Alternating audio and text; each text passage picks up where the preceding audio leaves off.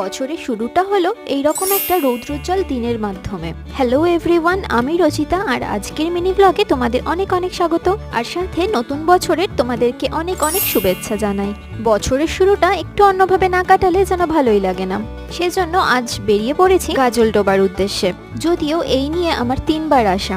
শিলিগুড়িতে থাকলে বছরের প্রথম দিনটাতে আমরা দুধিয়া যাই, চারিদিকে পিকনিকের ভাইবস পাওয়া যায়। তবে এবারও বলেছিল গাজলডোবার নতুন ব্রিজটা দেখতে নিয়ে যাবে, তো আমরা এখানে এসেই ঘোরাঘুরি করলাম আর কিছু খাবার করে এনেছিলাম, যেগুলো দুজনে বসে খেলাম। এরপর কিছুক্ষণ ভিডিও শুট, ফটোশুট আমরা করে নিলাম। নতুন বছর উপলক্ষে গাজলডোবায় আজ অনেক মানুষের সমাগম হয়েছে, আর দেখুন জাস্ট অসাধারণ লাগছিল এই ফুলগুলো দেখতে। এখানে আসলে চিংড়ি মাছের পাকোড়া না খেলে ভালোই লাগে না, সেজন্য পাকোড়া খেতে খেতে এই ভিউ দেখছিলাম। আর গরম গরম ভাকা পিঠে দেখে ওরও খেতে ইচ্ছে করলো, কিন্তু আমি খুব একটা পছন্দ করি না। এরপর অন্ধকার জঙ্গলের রাস্তা দিয়ে ফিরলাম আমরা বাড়ি। চলো আজকের মতো টাটা, সাবস্ক্রাইব ফলো করে দিতে ভুলো না যেন।